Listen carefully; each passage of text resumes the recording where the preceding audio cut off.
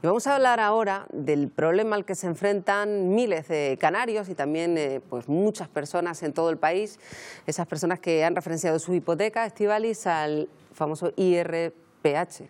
Bueno, tal vez algo desconocido para algunas personas, el índice de referencia de préstamos hipotecarios, el segundo más utilizado en España tras el Euribor, que ha atrapado más de 1.300.000 familias en España, más de 50.000 en Canarias, según varias asociaciones de afectados. El problema, según los expertos, es que con este índice, a pesar de que las hipotecas suelen tener un diferencial más bajo, los afectados pueden pagar entre 200 y 300 euros más al mes que con el Euribor, dependiendo del préstamo suscrito. Una cuestión que ha llegado hasta el Tribunal de Justicia de la Unión Europea. Le piden que se pronuncie sobre la transparencia y la influencia de este índice.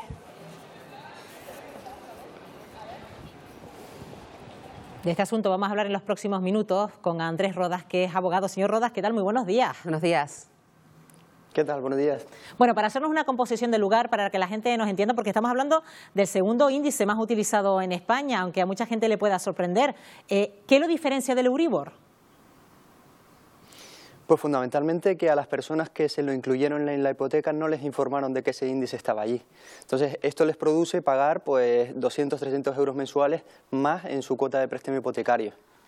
E incluso algunos a los que sí que los informaban, señor Rodas, les decían que era más estable que el Euribor, algo que pues no es así, viendo los efectos que está teniendo para muchas familias. Claro, muchas personas que supieron que tenían IRPH lo supieron porque pensaban que tenían una cláusula suelo, al ver que su cuota de préstamo hipotecario no bajaba, como si le bajaba a personas que estaban en su entorno. Entonces ahí era cuando muchos se enteraban de que tenían IRPH en vez del Euribor. Lo importante o el mensaje importante que se le está mandando a la ciudadanía es que hay muchos jueces que, a pesar de la sentencia del Supremo dictada el 14 de diciembre de 2017, están aplicando la doctrina y la jurisprudencia del Tribunal de Justicia de la Unión Europea, en cuanto a que el banco tenía que haber informado exactamente cómo se incluyó ese índice de referencia en su escritura de préstamo hipotecario.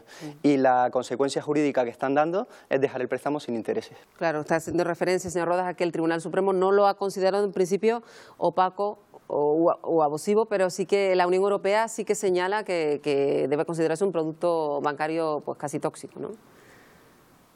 Bueno, la Unión Europea todavía en cuanto a la transparencia respecto al IRPH no se ha pronunciado, pero sí que es verdad que analizando sentencias anteriores, en relación con las multidivisas, por ejemplo, o con las cláusulas suelo, podemos pensar que van a adoptar el criterio ese que sea un criterio reforzado de transparencia el que se le exija a los bancos a la hora de informar antes de la firma del préstamo hipotecario sobre las consecuencias que puede tener la elección de un índice u otro, que puede suponer pues eso, el aumento de 200, 300 euros en cada cuota de préstamo.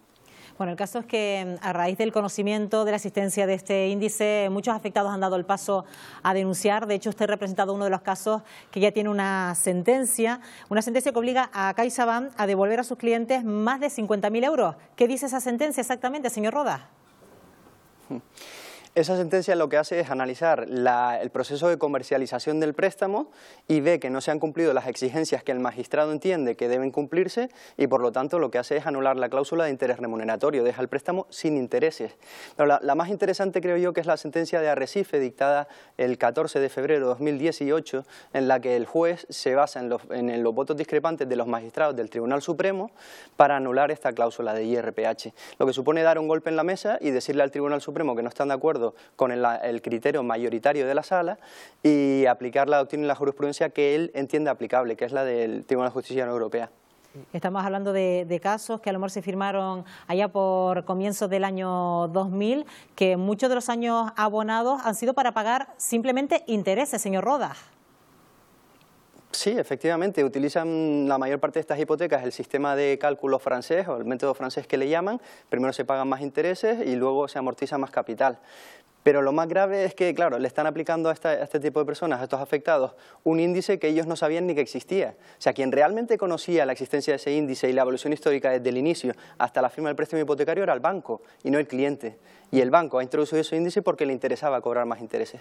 Señor Rodas, para que la gente nos entienda, ¿cuánto de más puede estar pagando en una hipoteca media con respecto a una persona que pague con una hipoteca referenciada al Euribor y otra que pague referenciada a este índice de referencia sobre préstamos hipotecarios? ¿Cuánto de más puede estar pagando?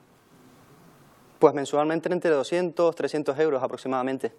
Claro, que eso no es cualquier cosa, claro. Bueno, y de hecho estamos volviendo a ese asunto, al desconocimiento que tiene la población sobre aquellas cosas que firman, sobre los papeles que se le ponen por delante, y de eso se aprovechan algunas entidades bancarias, ¿no? Totalmente. Es que el problema es que la sentencia de 14 de diciembre de 2017 del Tribunal Supremo pone la responsabilidad de informarse sobre el consumidor y no sobre el banco, cuando realmente quien conoce el producto y quien debe velar por los intereses de ese consumidor pues es el banco.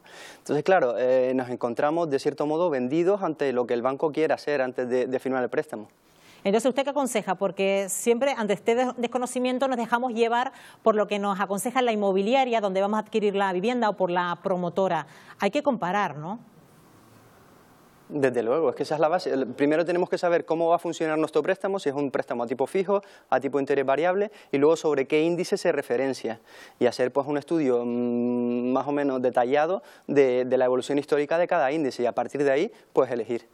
Claro, pero si a una persona que va a pedir una hipoteca le cuentan, que no sé si esos casos se dan también, que es un buen índice, a lo mejor también pues lo harán fiándose también de los consejos que se le dan desde la entidad bancaria, ¿no? Claro, es que a las personas a las que se les vendía, entre comillas, el IRPH, se les decía que era un índice más estable, más seguro que el Euribor, que era menos volátil. Entonces, esas personas, guiadas de ese consejo de la persona que la atendió, de la entidad financiera, pues suscribía ese tipo de préstamos. Pero lo que no hacían era enseñarle las gráficas o los distintos valores en los que fluctuaba el Euribor, el IRPH u otros índices de referencia. Porque si hubieran tenido esa información, jamás hubieran firmado ese préstamo hipotecario.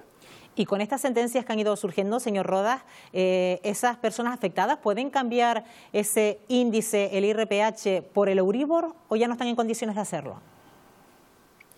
Bueno, lo que ha hecho la sentencia nuestra de Arrecife y otras sentencias que se están dictando en el mismo sentido es mandar el mensaje a la población de que esos jueces en concreto no van a copiar y a pegar en sus sentencias la sentencia del Tribunal Supremo, sino que van a analizar las condiciones en las que se comercializa el préstamo hipotecario.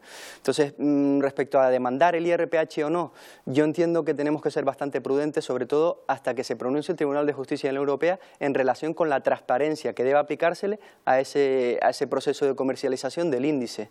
Si se tiene que hacer un control de transparencia simple, como indica el Tribunal Supremo, o si el control que debe hacerse es reforzado, como indicaba la Audiencia Provincial de Álava, que fue la primera que se pronunció sobre este índice.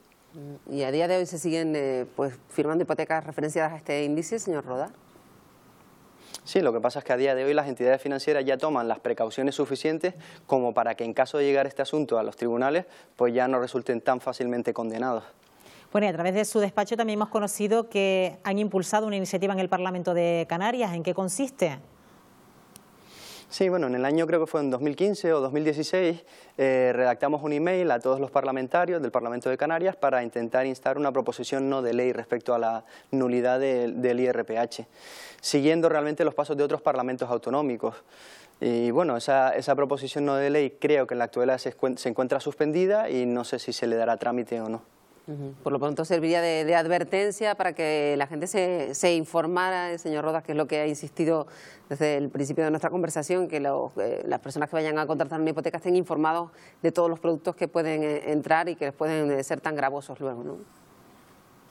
Por supuesto, toda declaración institucional en el sentido de reforzar la información que le se traslada o la transparencia que hay que darle al consumidor es bienvenida y ya lo han hecho pues otros parlamentos autonómicos, lo ha hecho el Defensor del Pueblo catalán y lo han hecho una serie de organismos que siempre suman, ¿no? Bueno, pues esperemos que ya no nos resulte tan desconocido este índice del que hemos hablado esta mañana, del índice de referencia de préstamos hipotecarios y el IRPH. Señor Rodas, y gracias por habernos acompañado esta mañana. Buenos días. Gracias, buenos días. Muchas gracias a ustedes. Buen día.